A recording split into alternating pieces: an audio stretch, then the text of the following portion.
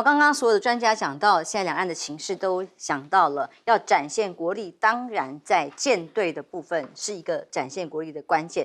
福建舰难怪首次成军的各种画面引起了各界的关注。这一次新华社所曝光出来的是，包括了歼15、歼35、空警600等等这个组合的着舰训练，跟福建舰一起做电磁弹射回收能力已经具备，那表示是推进了海军转型的里程碑。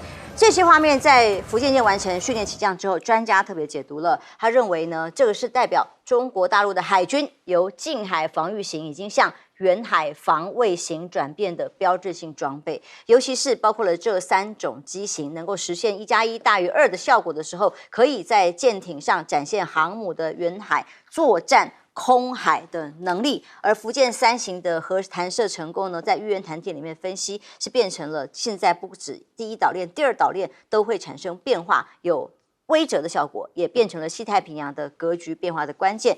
我们在空军的部分也看过之前东风5C 的打击范围，93阅兵的时候看到说可以涵盖全球的这样长领域的这样的攻击能力，海空军也已经覆盖了第2座岛链。所以相比之下，美中的军事竞赛呢，现在马上 APEC 要见面，接下来互访可能会发生。但美国呢，来比较一下，美国主流媒体在这个相关的媒体里面认为，似乎对于相关这个大陆的福建舰等的报道比较少。先前还没有真的完全成军的时候，都还在这边用很危险啊，可能产生这个威胁啊、拒止啊，什么要加以小心的时候报道很多。反而现在真的成军秀出了肌肉的时候，报道很少。是没有发现呢，还是故意不发现呢？大家就来看门道了。而国外的网友看到福建舰的电磁弹射的时候，开始嘲讽的是什么呢？是美国的福特舰，说都是福字辈，差距不是1点半的。什么意思啊？就是美国早在2011年其实就弹射过 F-35C， 可是14年过去了，这个弹射的功能呢，却没有实现在其他的这个装备里头，卡在哪关节不了解。但是呢，在大陆的部分，福建舰实现了之外，最近在很多的互相对峙的、对拒止的这个画面新闻特别多。那这是来自于大陆媒体的新闻说，在71军团呢，飞行员受访讲了一个近距离、超近距离逼退外机的画面呢。这其实包括美军啊、欧洲啊，就是常常发现最近这样的新闻特别多。他访问他的时候，我这个飞行员还特别讲说，其实目视都已经看到对方的脸了。那这么近的距离里，顶多只有10米这么近。那到底是谁踩刹车，谁改变飞航的航道？他决定不动啊，那就其他人动啊。最后还好没有撞击，否则的话，可能所谓的刺刀空中战术就会出状况了哦。那接下来，美国值得关注的一件事情是非常罕见，这是从2019年以来的第一次，美国的众议院国防委员会一群人来到了大陆访问，而且这次是跟董军直接会面，这也是很难得的见面，里面互相在对于军事合作上代表的是什么？双方必须沟通，不能断联。而且呢，在93阅兵之后呈现的这样的画面，更代表了对于大陆的军力的重视跟沟通的必要吗？那在川普的部分，对于国内的科技各种限制啊，除了要跟他们勒索嘛，就是要各种的钱、各种的预算各种的这个关税之外呢，还最重要的是，最近突然把 H1B 高阶的科技人才的这个签证费给大幅的增加，是100倍的，设立了10万美元这样的收费数字呢，让大家疯掉了。因为像这个创业的孵化器的执行长就说了，这是川普送了一份大礼给别人，因为人才会外流啊，光他们的公司可能要付1年140亿美元这种的规模的做法，根本活不下去啊，了不起可能就跑去加拿大、温哥华或其他国家去了，不在美国了高阶人才。而大陆的国务院副总理何立峰是说，习近平呢即将跟川普在通话之后的见面，下一个阶段会是怎么个谈法呢？中美双方拥有广阔的合作空间，希望双方能够互相尊重、合作共赢这样的原则，坦诚沟通。APEC 期间跟川习即将见面这个消息，中方也表示正在沟通，代表是已经有谱，而且接下来可能进一步的合作迫在眉睫都会发生。戴老师。这个歼15T 是重型的，那么空战型的一个战机它如果满载油，然后它的挂弹都满的话，有7个挂弹架啊，它比 F-18还要挂弹架还要高。F-18由于电磁弹射的关系，它没有办法把油吸带满，它的挂弹量也不够，所以一旦那个福建舰的这个歼15T 这个我们已经看到了它弹射成功，也收回成功的时候，这个对于美国的海上航母的坦白说压力就很大了。另外，空警600它本身的作战能量那就更大了因为以目前美国的航母的弹射，他们采用交流电，中国大陆采用直流电，所以在弹射能力上面，大陆这很明显的是有后发优势它也就是说，它比较晚发展，但是它目前的优势却比它高，这个对美国来说压力很大，也就是第2岛链这个部分，中国大陆的投射能力已经到了。所以目前大家都在分析一个问题，就是说有关于这个歼35跟 F-35到底谁是第一架弹射上去的？那美国有一些网友说，哎呀，在2011年的时候，这个美国已经把第一架这个 F-35已经F-35C 嘛，海军用已经弹射出去了。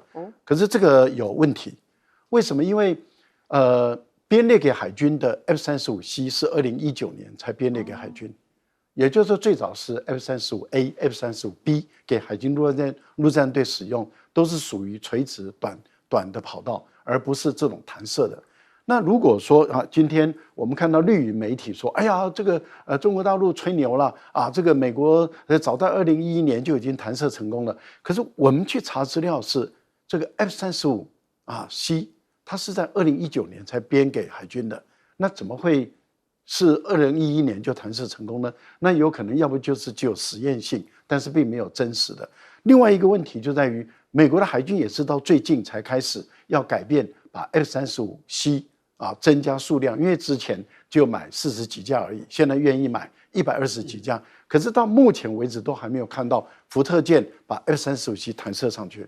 那这个就是一个很值得大家探索的，就是说福特舰已经出来了，为什么谈不上去 F-35C？所以我个人认为绿营媒体的这个论述，事实上是还值得再去做研究。也就是说，可能绿营媒体他们看到，哎呦，这个福建舰已经把这个 F-35，不是歼35弹射上去了，他内心里面不是滋味，因为他看到对比说 F-35C。弹不上去，已经好多年都没有弹上去，然后中国大陆已经弹上去了，他就觉得不服气，不服气，要美国一定领先的，所以赶快去查，然后他就认为2011年就有了，可是我们说不对2019年F-35C 才编给美国海军使用，除非我的资料错了，那如果错了，我愿意修正，给我新的资料，我来读新的但是我们可以看到，确实这个是有值得探讨的一个地方。好。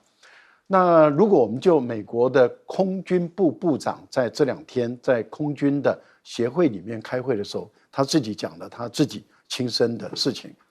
他说过去美国的空军给他一份报告，就评估中国的空军的发展速度跟美国的空军的发展速度。然后他说，当他看到资料的时候，他认为你们写错了吧？这应该是美国，不是中国。为什么？因为所有的数字，中国领先于美国。他认为你弄错了，然后他们就跟他说不对，这真的是中国已经领先于美国了。然后后来他自己本身在研究的时候，他才发现大陆确实领先美国了。他自己承认，在昨天的研讨会里面，他自己说了为什么？因为他说中国大陆，例如说我们看到歼20已经在长春展的时候静态展示了，这代表中国大陆的6代机马上就要出来了，而美国的6代机在哪里？2028年原型机才会出来。川普说谎，川普说已经试飞5年了，没有，2028年6代机才会出来。所以他自己也承认说美国落后了。那现在的问题是美国怎么去跟，怎么去赶，怎么去追，这个就是美国现在要做的事。委员，那现在大家关注美中对话重启了，川习通了电话了。那这次这个众议院国防军事委员会这一行人浩浩荡荡出访去拜会中国大陆的董军，我觉得这当中的讯息非常值得观察。这就说明那两个强权之间的斗争是没有办法用武力来解决的。你看二次战后的很多的战争，美国打韩战，这个苏联不敢进去；美国打越战，苏联不敢进去。后来苏联1979年去占领阿富汗，美国也不敢进去。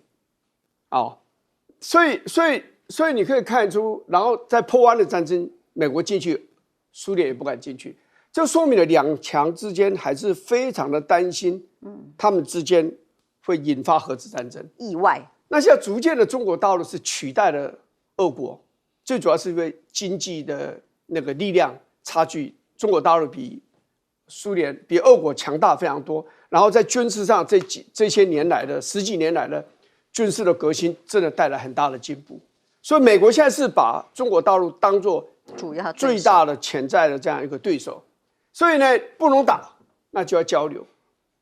这不是说北京主动的意愿，美国自己他们的总统，他们有很多的幕僚，很多的智库，很多的企业，他们都在观看问题。他们认为，既然不能打，那就要沟通啊，免得双方有误解，就产生了这个真正的冲突，那也很麻烦嘛，对不对？而且像这个国会的议员他们背景比较复杂，他们不是只有受到智库的影响，其实影响他们最多是企业，还有军火商吧？对，不，军火商以外，当然也有一般的企业了不见得是军火商。军火商的影响是对美国的决策，可是，在外交上来讲有时候这个企业扮演重要角色。对于很多美国企业来讲，14亿人口的市场，被你川普这样搞下去的话，我们怎么做生意啊？对不对？因为中国大陆他们政治的体制跟民主主义的强悍他们是要抵制一个国家，他们会做得非常彻底的。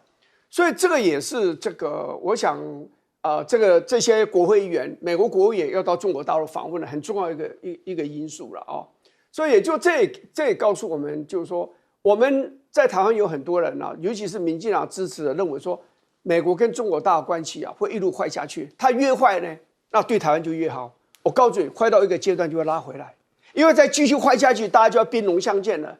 而这场仗，先不讲中国大陆怎么样，美国绝对不会想打了，没有人想要打核子战争嘛。所以我们的期待不能放在上面，我们反正要很注意的去看两强之间他们的互动然后在这边寻找我们自己的生存跟发展的这样的一个机会。讲到这个海军当然你说中国大陆真的进步很快，这个电磁弹射只有美国跟中国大陆有这个技术，美国开发了很久才有，中国大陆很快就赶上来。总体的作战力量，坦白讲，我认为美国还是比较强大，比较强大。而且美国他们要做一件事的话，集中资源，他们毕竟是个人才很多、科技也最尖端的一个社会。你记得 Sputnik， 俄国的、苏联的人造卫星是第一颗打到地球上这个轨道上面的轨道的，美国很快就改变，所以连你知道才有什么新数学、新物理、新化学，最后是谁先登月？是美国。所以就是说，不要小看美国，它的资源的丰沛，人的资源，尤其是尖端的科技这些。所以美国现在它大概也会去做调整，如何在军事上跟中国大陆能够让它赶不上来。所以军备竞赛就是这样开始的。但是可以看得到双方在对话，在避险。进长怎么看福建舰最新的几个发展？我特别要说一下这个福建舰这个电磁弹射的那个画面，我昨天终于看到了。我一直在等待看这个东西，不管他们怎么讲怎么说，因为就我的专业知识来讲，这真的是非常困难的。我现在跟大家报告一下为什么这么困难美国全世界第一个的有电磁弹射是福特舰嘛，福特舰以前全部都是那个迷你式的，叫做蒸汽弹射。为了从蒸汽弹射到电磁弹射第一艘福特舰它的电机装备做了什么改变第一，它的核子反应炉增加25%的功率，这是第一个。第二个，它的发电系统的发电机的能量是原来的300%，就是3倍。如果你懂这个叫做这个轮机这些东西，我可以告诉你，所有这些轮机差距这么大差距这么大，这是第一个第二个，以前所有的航母它的港次就是建造完毕，是不是先提在港里面做一些测试它的装备，它的港式大概都是1年，尼米兹前面的所有的都是1年就做完。那中国大陆的山东号也是1年，它是1年1个月，所以你就知道港式大概是1年左右。结果第一艘福特号港式做多久你知道吗？就是1天都还没出去海试，就在港里做。福特做了3年5个月，我的天哪，是人家3.5倍啊！那你想说，那他是不是遭遇到很大的困难？可想而知，他遭遇到很大的困难。那第二艘甘乃迪是不是一定会做一个很大的改变？应该会做一些缩短嘛，对不对？甘乃迪从下水到今天还在港试，已经快要6年。哇，严格讲是5年9个月。没有人知道是为什么，但是他停在里面还没有海采，这些资料网络上都找得到。我当时就在想说，我的天哪，电磁弹射有这么困难吗？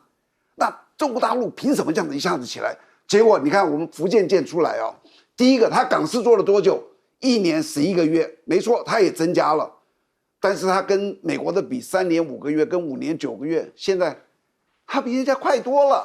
第二个呢，他的海试也很快就做完了。那如果他按照跟山东舰一样的话，他应该在今年的11月服勤。可是现在你有没有发现，他已经要成军了？这个东西所代表的是他的这些军事科技是一个大跃进。美国，我保证你，这些美国的电磁弹射的人都在想尽的方法，要用间谍去窃取他们的这些机密，军事机密到底是怎么回事？好，接下来战争一直没有真的停下来过，在以色列继续轰炸，包括加沙其他的地方，以至于以色列是不是反而成为跟除了美国以外世界的孤儿吗？先前要抵制的俄罗斯，现在以色列又如何在一场听证会上有退伍军人冲进去打断了参议院这一场听证会，因为他认为已经是种族灭绝。看看画面。You're complicit in a genocide! The Israeli terrorists are committing a genocide, and the U.S. Congress and Senate are complicit in funding the bombs that are forcing children to be slaughtered and massacred. Shame on this government! The United States of America is complicit in genocide.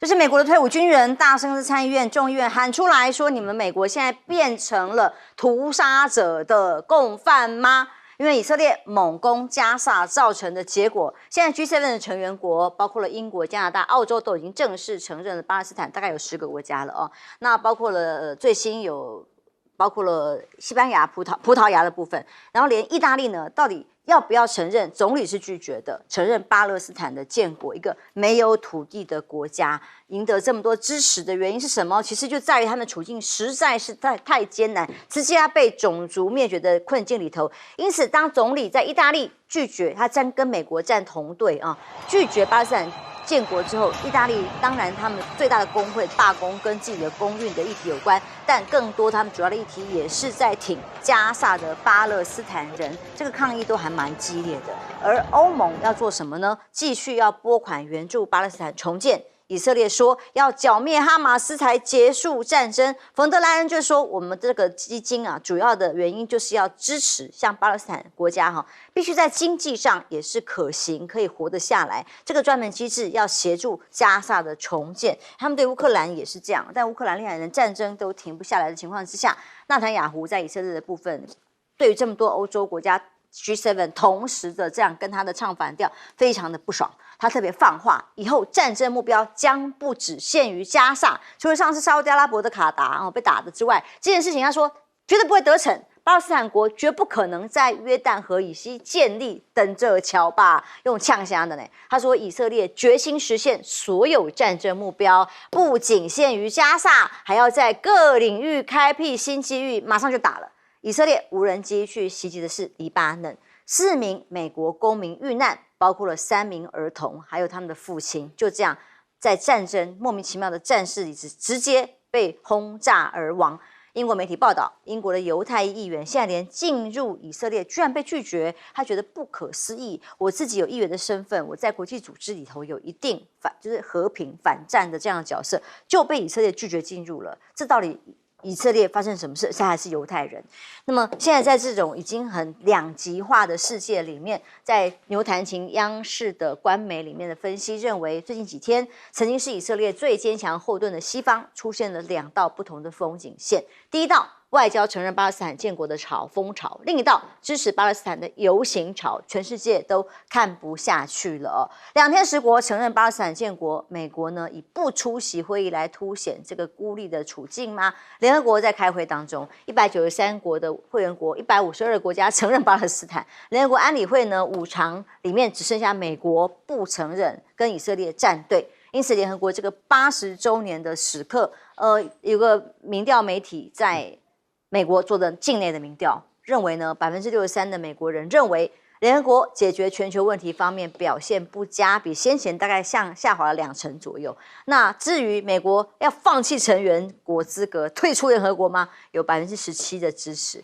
但是美国对于参加联合国大会呢，其实是也不是那么满意啦。像川普就一直不停的批评联合国所做出的决议嘛。但是呢，伊朗代表团去开会在纽约啊。可是不同的国家来，他待遇居然不一样。卢比欧就下令伊朗代表团只能在他下榻的酒店跟联合国总部之间进行公务活动，不准他们去采买，不准去 Costco 不准去其他商店买奢侈品。他对于伊朗的外交人员限制致死，怕人家买东西，这是什么样的景象？以色列，尤其是内塔尼亚胡，我特别用内塔尼亚胡他所领导的这个极右翼的内阁，还有军队，对于巴勒斯坦加沙地区的这些人的屠杀，其实我们也都知道，以色列内部里面有很多他的在野党、反对党，还有大部分的以色列的人民是反对内塔尼亚胡这样做的。但是内塔尼亚胡他执意这样做。因为他有美国的强力的背书，美国当靠山，美国无条件的支持内塔尼亚胡在加沙这个地区这样子一个种族的屠杀，其实引起了53%以上的成年的美国人的强烈反对。我们强调53%以上的美国人，他们强烈反对，而且谴责这个内塔尼亚胡，谴责以色列人这样做。可是美国的白宫还有他的国会的众议员、参议员这些政客，因为他背后庞大的这些犹太人、这些利益集团，他们的支持下，他们跟人民背道而驰，他们跟人民对抗了。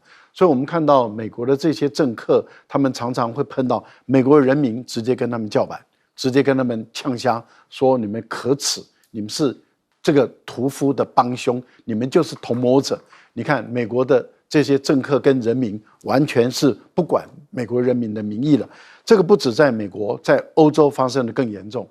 欧洲我们都知道，像英国啦，像法国啦，还有其他的国家，他们也都是同情那个巴勒斯坦人，同情加沙地区的人，所以他们的国内的人民不会去反对他们，因为他们在联合国里面都投下承认巴勒斯坦独立建国的这一票。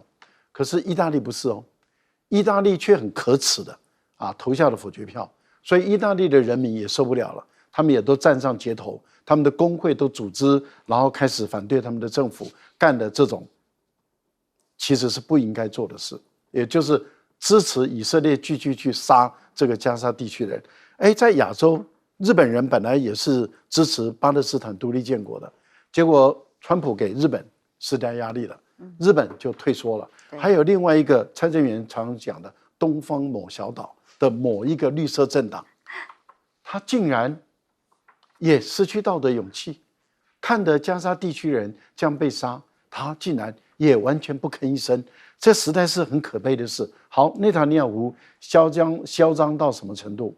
因为当整个联合国大会，欧洲有10几个国家都站出来了，非洲、拉丁美洲、亚洲大部分的国家，150几个国家都承认巴勒斯坦独立建国，他的领土呢要以1967年为界。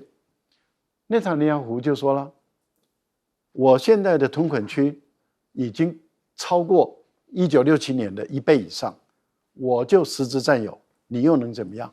我已经把巴勒斯坦切割的支离破碎，你又能怎么样？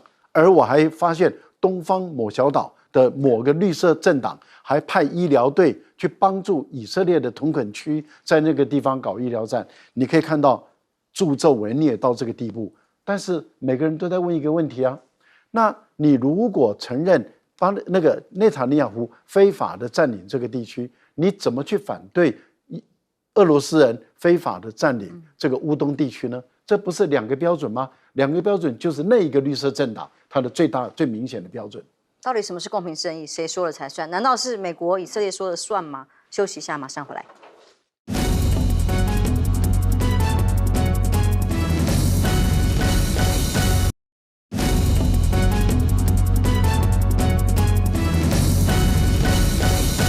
G7国家越来越多加入，在对于以色列的轰炸行为加以谴责，但是以色列直接在呛杀，继续再轰炸。你知道，这是一场不义的战争啊！国际政治是这样子，就是说你发动一场战争，这个战争要合乎几个原则，合乎这个原则才能够叫做正义之战。这是不义之战啊！我查到一直到9月17号，大概是6天以前，你知道巴勒斯坦人在加沙走廊这些整个被杀了多少？66054。我们讲话此刻搞不好已经多出很多人出来了，其中有2万人是儿童，妇女如果再加进去的话，大概就至少占了这个66000多人的一半以上了。你知道记者被杀了多少人？我先这样讲了，各位猜看，韩战打这么激烈，打了3年的战争，记者才有17位被杀。记者是没有拿武器的，他只是报道一个事实，17位被杀。到了越战的时候，63位被杀。那时候全世界已经觉得非常的不可思议，记者都被杀。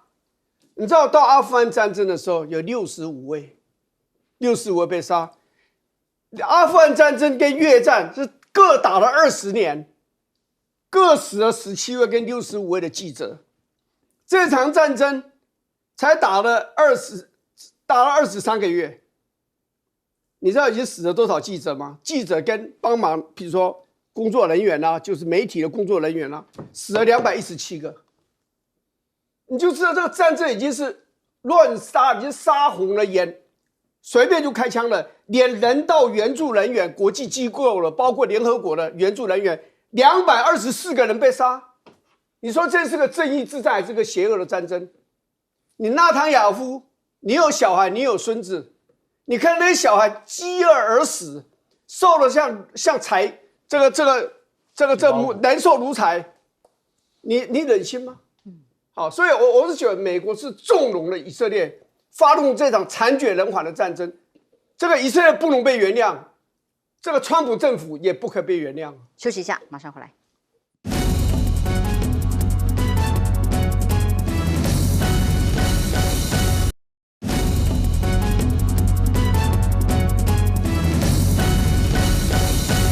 就算联合国这么大规模的国家都反对以色列的这样的行动，承认巴勒斯坦建国，但现在呢？很多人现在都在支持2国方案嘛，让人感觉到好像说，如果我们支持2国方案，这里就会和平了，就可以确保巴勒斯坦人民的安全了。其实2国方案跟这个我刚刚说的结果是无关的。第一个，2国方案根本就很难落实，为什么呢？他那个土地啊，是不是要退回到1948年的时候？已经没有国土了。它还是有啊，约旦和西岸、北岸各有一块。认定为的话，对。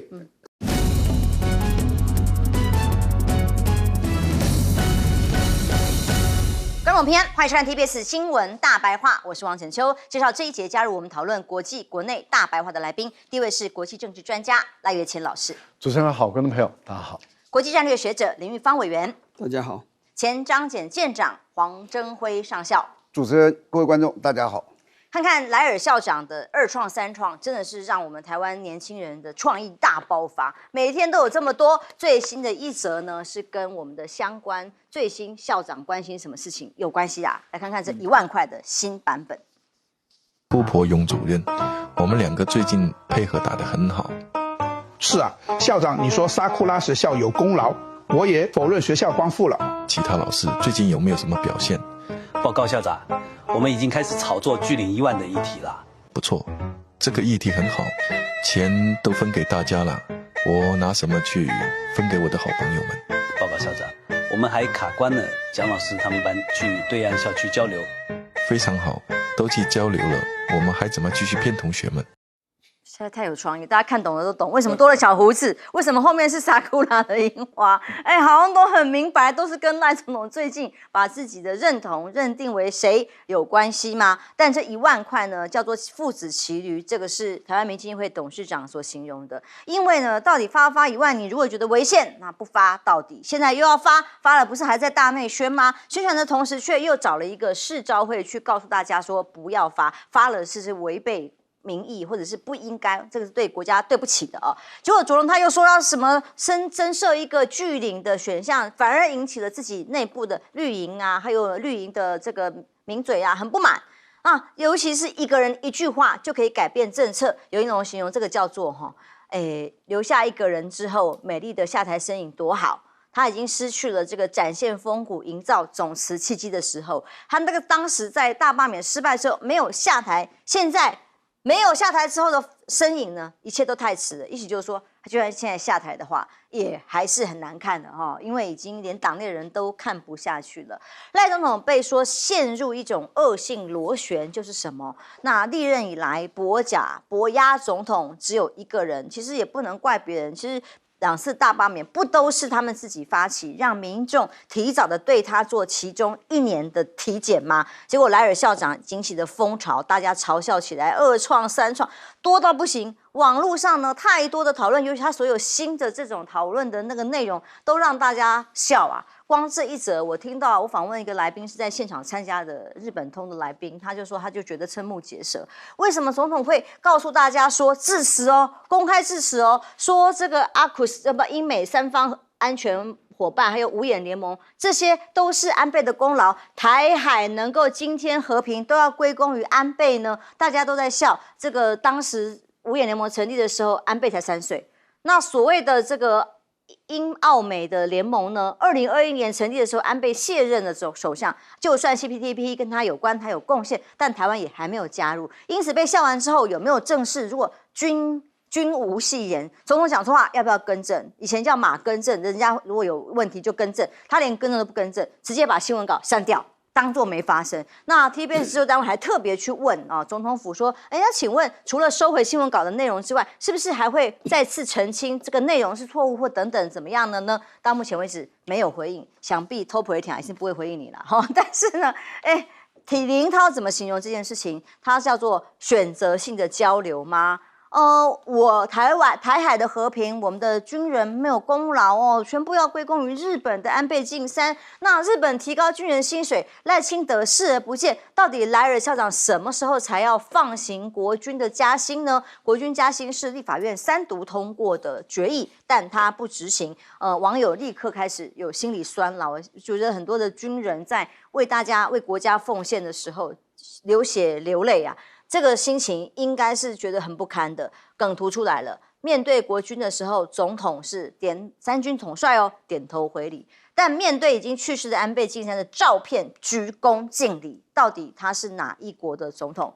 双城论坛在现在两岸关系非常中央关系很紧绷，几乎断的交流的情况之下，这个是城市外交、城市交流唯一一个还可以有互相交流的管道。那现在呢，本来礼拜4就要举行的双城论坛，现在呢完全没有办法前进，所以喊卡了哦。根据副市长林奕华他所宣布的，主要还是在于2项的 MOU， 官方我们的中央都有意见，包括说这是中央的权责啦，或者是还要修改啦，或者是没有办法啦，所以会来不及，加上都要卡到人家成行前2天才要给予同意的行程的陆委会的宣布，所以就卡关了。很多的大家讨论沈伯洋的讨论是最特别的，他特别说，双城论坛暂缓一定是中国的因素。这个原来搞了半天是老共的错，又来了。其实论坛如何卡关的原因很简单，亮哥也讲，还有包括市府单位也讲，就是呢，赖清德蒋万安在这个出行的这个程序上面处处卡关之外，而他认为是根本就不让蒋万安去出风头。那在陆委会还警告市政府说，两岸观光什么中央权责，通通不能谈。那城市交流过去能够让促成各种的合作事项，现在都不能的话，不知道要谈什么。那黄伟汉特别来分析这件事情，63%不满赖清德两岸政策，这个是联合报昨天做出来的民调结果。他认为主流民意呢是认为不应该请中，也不应该请陆，应该要做平衡。而这个民进党部分说，两岸关系很紧张，问题不在台湾都是对岸的关系。那呼吁中国大陆要正视中华民国的存在，良性对话。大家都觉得他也仍然活在莱尔校长的世界里啊。关税呢，他每天在问担心害怕，没有答案。全球关税挑战，副总统萧美琴面对询问，只有表示谈判团队依然持续进行对话，我们仍然只是暂时的啦。而在美国的《纽约时报》的报道里面，特别提到台湾。他说：“台湾，你以为只有半导体吗？其实还有一个隐形冠军，是大家都在南部，尤其是高雄的朋友都知道的，叫做螺丝、螺帽相关的这些细节的，虽然是小兵，但它立大功，是在美国市场里面第1名的出口的这样的数字的。但如今呢，是由这个《纽约时报》报道出来说，整个钢铁关税生效以来，订单直接下降了20%。”直接要压垮业者了，业者觉得心里很酸，未来还不知道前景在哪里。委员，这先讲那个赖清德，你知道这个一个国家是不是强大与否影响国力？其中一个很重要的一个因素是政府的领导能力。所以我们常常讲到治理嘛，治理。那我就不晓得说你。赖清德赖总统这一阵子讲了很多的话，是谁提供他这些资讯的？是谁帮他写这些稿子的？这就会让人家非常的担心，因为你一个国家，你的总统要有很多人来帮你的忙，来辅佐你，来支持你，提供你正确的资讯，然后建议你该怎么做这样子。那你去讲到这个五眼联盟也好，讲到 AUKUS 这个节目也好。我就不了解，就是你外交部也罢，国防部也罢，你国安会都应该对总统的这个资料的提供，甚至审查，你们都应该要扮演角色嘛。而且你总统自己呢，你有没有找到真正的专家当你的幕僚？这是个很简单的。你说先讲这个五眼联盟。那你认为是安倍协助促成的？那五眼联盟里面为什么没有日本呢？第二个，你讲 AUKUS 这个，你一看那个文字你就知道了嘛。AU 是代表什么？这是澳洲啊。然后呢 ，UK 代表什么？英国啊。然后这 US 呢就是美国嘛。你日本在哪里呢 ？AUKUS 基本上就是英国跟美国合作。把法国原来跟澳洲讲好的一个传统潜舰的建造计划，把它干掉，然后他们现在准备说，我们来帮你造核子潜舰。你知不知道石破茂？我记得咱们讲过，有一年我们到这个东京去访问，石破茂当时还不是日本首相，他也是大概职位，那时候我们就直接讲像国防部长这样职位，他刚下来没多久，他根本吃饭。在聊天聊没几句，他就讲说，我们真的日本最需要就是核子潜舰，日本就是要不到，美国就是不给你嘛，所以你 AUKUS 怎么会有日本呢？对不对？那所以我就觉得这种讲话就是说要怎么讲？第二个讲说台海的和平归功安倍，你讲这句话你就得罪了美国，除非你是故意讲，因为美国人不让你去过境纽约，生气，所以呢你生气你就故意讲这句话，那美国会讲说。安倍没有错，9596年是安倍不是首相，但是对于台湾来讲，最紧张的那次是9596年飞弹危机嘛。那求你日本扮演什么角色？你可以在旁边跟着发抖吧。甚至克林顿会说，是我派2个航空母舰战斗群才把这个问题解决的啊，还有跟中国大陆之间的沟通啊、谈判啊这样子啊。所以你讲说台海的和平归功安倍。那你就不要讲美国角色好了，我们的国军听了会有什么想法？海军，我光想帅将军可能就气到。这个也是当了上校下来，他们2个都当了上校下来。我也在金门当过兵，当过医官。我们的军队的训练是很严谨的，陆战队要。其实海上长彩一群吃海风吃了很久才回来，大家都非常的辛苦在训练啊。结果台海和平就是安倍啊。那以后我们这些国军大家都躺着干好了，你就再找个安倍来帮台湾好了。讲这种话是对我们自己的军队是最大的羞辱。我坦白讲哦，我对赖总统不会有很深的苛责的原因在于哪里？你知道？因为他毕竟总统刚做，他当副总统的时候，总统大概也不会参与，也不会让他参与什么重大的事情。可是他的幕僚真的应该被责备，好歹要谷歌一下。所谓的幕僚是包括国安会的秘书长。你卷入间谍案，你的部署是就是用人为亲的结果吗？还没有下台。你的国防部长、你的外交部长、你的国安局的局长、军情局的局长，这些都应该当你的幕僚。这些人在哪里？是他们不愿意提供正确资料给你，还是你根本不需要他们提供？你另外找你相信的人。这个幕僚如果不换的话，这样的笑话会闹很多次。这个会伤了赖总统本人以外，会伤了整个我们中华民国的。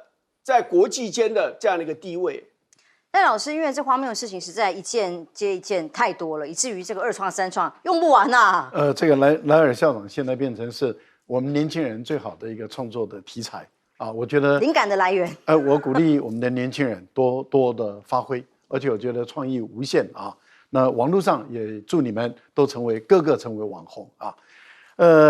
这个1万块是民进党政府超收的钱，这是我们人民的纳税钱，人民的纳税钱本来就应该要还给我们嘛。看起来他很舍不得还给我们，他非法侵占我们的钱啊，非法侵占我们的钱还不赶快还给我们，这真的是非法侵占，这个不对的啊。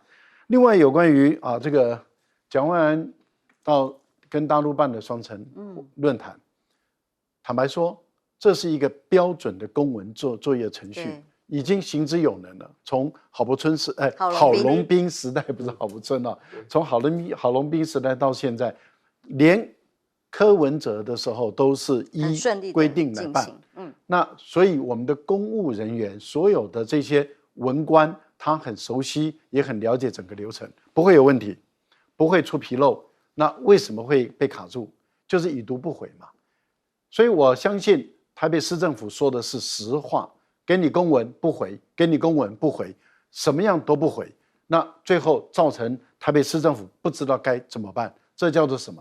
推卸责任，领导无方。领导无方就是你有决策权，你不做决策，然后等到不能成型，你又要去怪底下的人，来找你们的民进党的那些立委来怪底下的人。坦白说，台湾的老百姓没有那么好骗，我们都知道责任都在你，你为什么不让双城论坛办下去？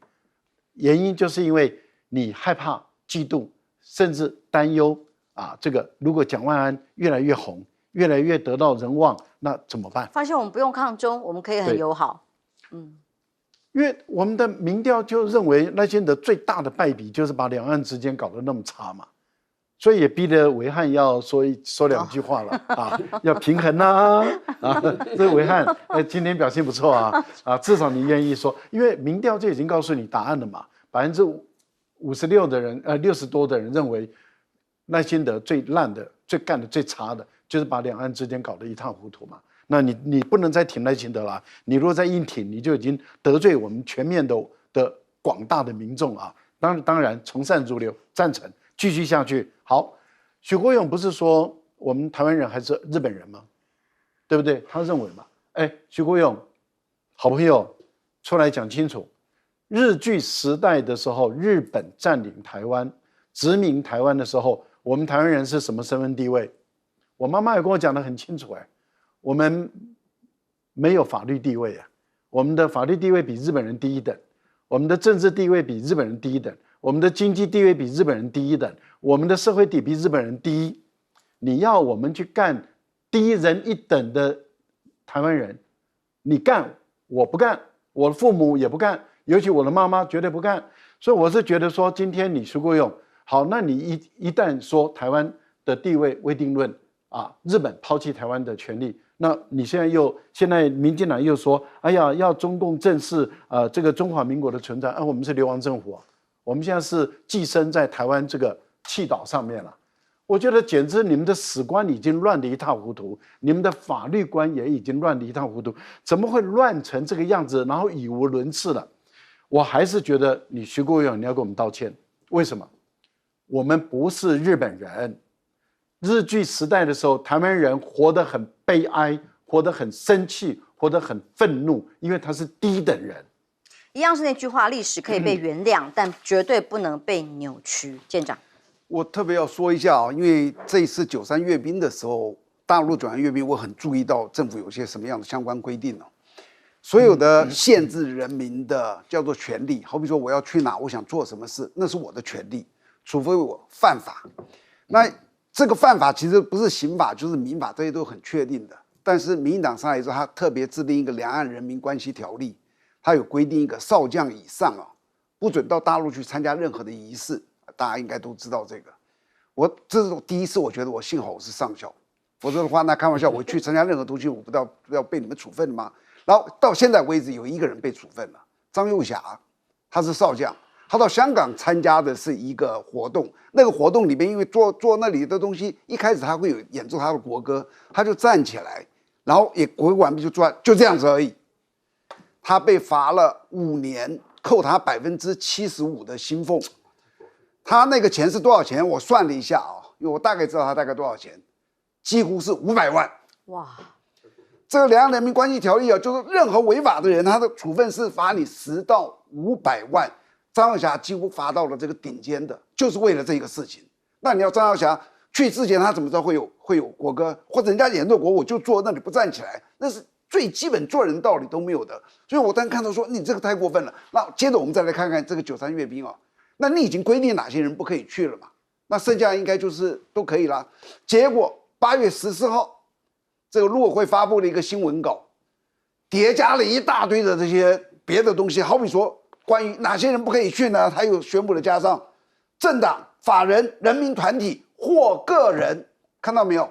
全部都纳进去了。前面还有哦，然后不能做什么事，也不是在那个法律条文里面的。